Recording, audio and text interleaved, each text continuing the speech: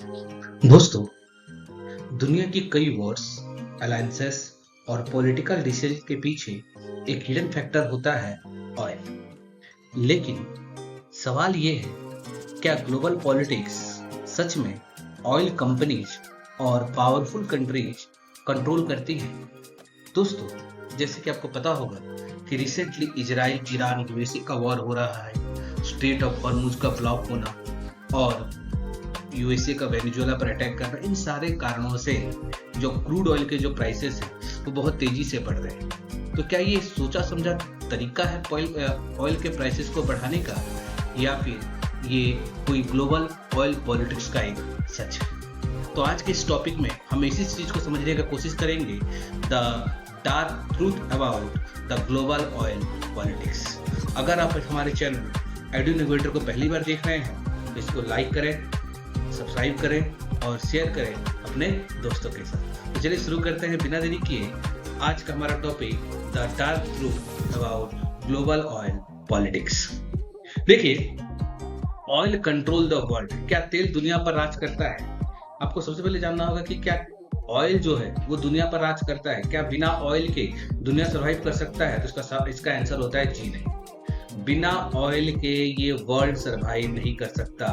आज हम बहुत पीछे हैं ऐसे एक अल्टरनेटिव के लिए, जिससे ये हम कर सकते हैं कि ऑयल को जो चीज क्या कर सकते हैं, पूरी तरह से रिप्लेस करें। दुनिया में से कोई हमारे पास अल्टरनेटिव नहीं है जो कि ऑयल को रिप्लेस कर सके। तो हाँ, इसका ये आप कह सकते हैं, जी हाँ, कि जो ऑयल है वो क्या करता है, वर्ल्ड को कंट्रोल करता है। Oil equal to power. World economy heavily depends on oil. याद रखिएगा, दुनिया का जो इकोनॉमी है वो हेवीली डिपेंड करता है किसके ऊपर? आपका तो ऑयल के ऊपर डिपेंड करता है। कंट्री जैसे कि सऊदी अरेबिया हो गया, यूएसए हो गया, रशिया हो गया, ईरान हो गया, ठीक है, ये क्या करते हैं, जो ऑयल के प्राइसेस उसको क्या करते हैं, पूरी तरह से कंट्रोल करते हैं। Country that control oil supply offer influence the global politics. आज आप देखिए, रशिया यूक्रेन वॉर हो रहा है, लेकिन रशिया का आज भी कोई कुछ नहीं कर पा रहा, क्योंकि रशिया क्या कर रहा है, one of the largest producers of crude oil and one of the largest producers of natural gas in the world है। तो जो कंट्री क्या करती हैं, इन ऑयल को, नेचुरल गैस के प्रोडक्ट को कंट्रोल करती हैं, वही क्या करती हैं, जो ग्लोबल पॉलिटिक्स है उसको भी क्या करती है, वो कंट्रोल करती है। देखिए, आपने नाम सुना होगा ईरान रिसेंटली क्या किया है। तो ईरान ने रिसेंटली एक नैरो पास है, एक नैरो चैनल है जिसका नाम है स्ट्रेट ऑफ हॉर्मुज, उसको क्या कर दिया, ब्लॉक कर दिया। स्ट्रेट क्या होता है, तो मैंने आपको प्रीवियस वीडियो में भी बताया था कि स्ट्रेट का मतलब होता है कि दो बड़े वाटर बॉडीज को एक नैरो वाटर बॉडी जो कनेक्ट करता है उसे हम क्या करते हैं, स्ट्रेट कहते हैं। ठीक है, जो ये स्ट्रेट ऑफ हॉर्मुज है, जो गल्फ ओमान का जो गल्फ ओमान है, उसको क्या कनेक्ट करता है, आपका अरेबियन सी से कनेक्ट करता है, और उस पर पूरी तरह से इन्फ्लुएंस होता है किसका, तो पूरी तरह से कंट्रोल होता है, ईरान का कंट्रोल होता है। अब जबकि यूएसए इजराइल, आपका ईरान का वॉर शुरू हो चुका है, ईरान ने क्या किया है, आपका ये जो स्ट्रेट ऑफ हॉर्मुज है उसको ब्लॉक कर दिया, जिसके कारण क्या हो रहा है, नॉर्मली अगर देखा जाए तो स्ट्रेट ऑफ हॉर्मुज से दुनिया का 20 से लेकर 30%, भारत का करीबन 40 से लेकर 50% जो ऑयल सप्लाई है, जो नेचुरल गैस सप्लाई, वो कहां से आता है, ये स्ट्रेट ऑफ हॉर्मुज से आता है। बहुत सारे देश ऐसे हैं जैसे कि इंडोनेशिया, जापान, आपका श्रीलंका, चाइना, इसके सारा जो ऑयल है इसी रूट से आता है। इसके ब्लॉक होने से क्या होगा, आपका दुनिया में जो ऑयल के प्राइसेस हैं वो बहुत तेजी से क्या होंगे, आपके आगे बढ़ेंगे। और अगर ये कॉन्फ्लिक्ट इरप्ट होता है और बहुत ज्यादा बढ़ता है तो क्या होगा, जो ऑयल का प्राइसेस है वो बहुत ज्यादा तेजी से क्या होगा, आसमान को छुएगा, जिसके कारण क्या हो सकता है, जो ग्लोबल इकोनॉमी है उसमें टर्मोइल आ सकता है, डर का माहौल हो सकता है। तो अगर ऑयल का प्राइसेस बढ़ता है तो ग्लोबल आपका इकोनॉमी क्या होगा, बहुत ज्यादा क्या होगा, नुकसान पहुंचेगा। आप रिसेंटली देख रहे होगे दुनिया के सारे जो स्टॉक मार्केट है, भारत का जो सेंसेक्स है वो क्या कर रहा है, बहुत तेजी से नीचे गिर रहा है। इसके पीछे कारण क्या है, इसके पीछे कारण है आपका ग्लोबल मार्केट में क्रूड ऑयल का प्राइस का बहुत तेजी से क्या करना, आगे बढ़ना।